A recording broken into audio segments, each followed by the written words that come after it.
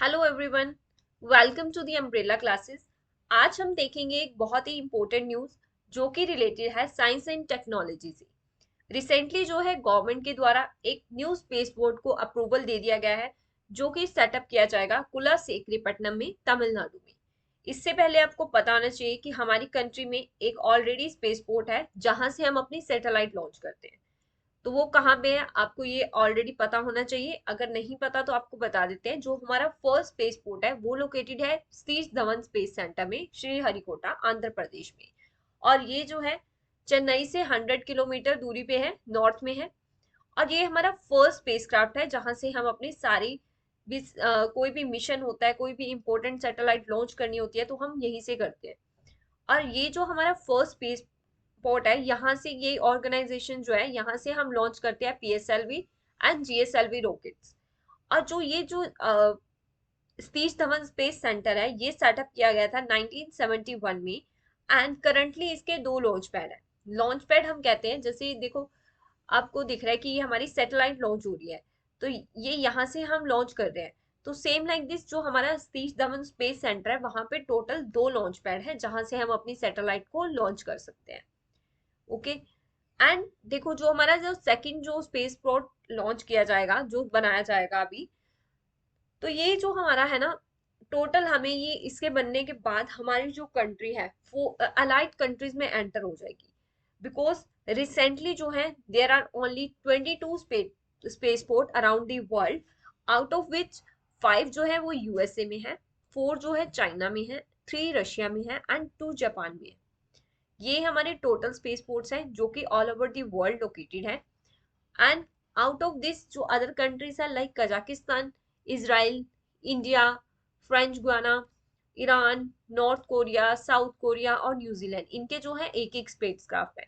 But जब हमारा ये सेकंड स्पेस पोर्ट बन जाएगा तो India in top 4 allied countries में एंटर कर जाएगा। इंडिया जो है वो फिफ्थ कंट्री हो जाएगा जिसके पास more than one space port है, more than one space port होंगे जहां से हम अपनी सैटेलाइट्स लॉन्च कर सकते हैं। ये जो डिसीजन है बहुत ही इंपॉर्टेंट डिसीजन है, ये बहुत ही सोच समझ के लिया गया है। बिकॉज जो हमारा ऑलरेडी फर्स्ट लॉन्च पैड है सतीश धवन स्पेस सेंटर जहां से हम सैटेलाइट को लॉन्च करते हैं, वहां पे क्या है पीएसएलवी जो है वहां प्रॉपरली डिजाइन किया गया है to launch pole to pole satellite. Pole to pole satellite क्या आती है, सपोज यहाँ से हम सैटेलाइट लॉन्च कर रहे हैं और पोल तक लेके जानी है, तो इन सैटेलाइट के लिए बेसिकली ये बना हुआ है। इसीलिए सोचा गया कि हमारे पास एक न्यू स्पेस पोर्ट होना चाहिए जहां से हम अदर सैटेलाइट को भी लॉन्च कर सके। सेकेंडली देखो, ये जो है ना हमारा ऑलरेडी हमारा सतीश धवन स्पेस सेंटर है, ये बहुत ज्यादा इसमें ना कॉस्ट आती है। और थर्डली ये लॉजिस्टिक इसमें बहुत ही इम्पोर्टेंट होता है। हमें एक प्लेस से दूसरे प्लेस पे सामान ले जाना बहुत ही डिफिकल्ट है, तो उसमें काफी खर्चा लग जाता है। बिकॉज हमारी जो ना एक लॉजिस्टिक इज करने के लिए भी ये डिसीजन लिया गया है। एक हमारे लाइक महेंद्रगिरी में ना एक प्लेस है जहाँ पे ना डिफरेंट पार्ट्स असेंबल किए जाते हैं, स्पेशली फोर्थ और सेकंड स्टेज जो है इंजन की वो वहां पे बनाई जाती है। बट जैसे ही इन स्टेज को बना के शिफ्ट किया जाता था सतीश धवन स्पेस सेंटर में, तो काफी हमें खर्चा लग जाता था। बट जैसे ही हमारा ये न्यू स्पेस पोर्ट बन जाएगा कुलारी सेट्टीपट्टनम में, तमिलनाडु में, तो यहाँ क्या होगा, इसके पास बहुत नजदीक पड़ेगा महेंद्रगिरी। तो इससे क्या होगा, कॉस्ट इफेक्टिव भी होगा बिकॉज लॉजिस्टिक इजी हो जाएगी। सेकेंडली जो है पोल टू पोल में हमें इशू नहीं आएगा। थर्डली देखो बहुत ही इंपॉर्टेंट है, रिसेंटली जो है एसएसएलवी जो है ना उस पर फोकस किया जा रहा है। एसएसएलवी मतलब शॉर्ट स्पेस लॉन्चिंग व्हीकल्स जो है उन पे फोकस किया जा रहा है जिनका जो वेट होता है 5 kg से कम होता है। और इनको लॉन्च करने के लिए क्या यूज किया जाएगा, जो हमारा न्यू स्पेस पोर्ट है इसको यूज किया जाएगा।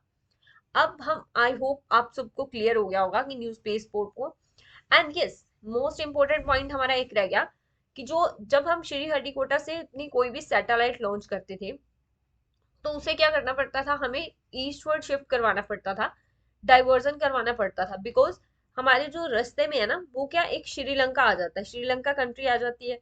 तो हमें डाइवर्ट ईस्ट साइड पे करवाना पड़ता था, सो दैट इन केस कभी फेलियर हो जाए तो डेब्रिज जो है वो श्रीलंका पे ना आए, तो इसलिए हमें ईस्टवर्ड शिफ्ट करवाना पड़ता था। बट अब जो है हमारा जो कुलेरी सेठीपट्टनम है वो यहाँ पे तमिलनाडु में लोकेट होगा, और ये बहुत ही ज्यादा नजदीक होगा इक्वेटर के। इक्वेटर के नजदीक होने से देखो क्या होता है, इक्वेटर के नजदीक होने से कोरियोलिसिस फोर्स कम होगी, कोरियोलिसिस फोर्स कम होगी तो डाइवर्जन भी नहीं होगी, तो हम डायरेक्टली सीधा लॉन्च करवा सकते हैं, तो ये भी हमारे लिए बेनिफिशियल रहेगा। इसीलिए जो हमारा जो न्यू स्पेस क्राफ्ट है ना, ये काफी हेल्पफुल रहेगा। आई होप अब हम देखते हैं कि न्यू स्पेस क्राफ्ट जो है हमारा कब तक बन जाता है, और नेक्स्ट हम इसको काफी हेल्प करेंगे। अदर कंट्रीज के लिए भी हमारे जो स्पेस क्राफ्ट है हेल्पफुल होगा, बिकॉज हम उनको कन्वीनियंट रेट्स पे उनके जो स्पेस कोई भी मिशन है उनको हम भेज दिया करेंगे। सेकेंडली देखो, अब आपको एक पॉइंट और पता होना चाहिए, जो कुलेरी सेठीपट्टनम है जी, ये टाउन कहाँ पे है, तमिलनाडु में है। और इसको ना एंशियंट पोर्ट माना जाता था, कि फर्स्ट सेंचुरी का एंशियंट पोर्ट है, जो कि कंटेम्परेरी थे to the existence of Cholam, Cheram and Pandyan. तो ये भी पॉइंट आपको याद रखना है। तो आई होप आप सबको लेक्चर अच्छा लगा होगा। अगर आपको लेक्चर अच्छा लगा है तो लाइक शेयर और सब्सक्राइब करना नहीं भूलना। तो चलो मिलते हैं नेक्स्ट लेक्चर में, तब तक के लिए ऑल दी बेस्ट।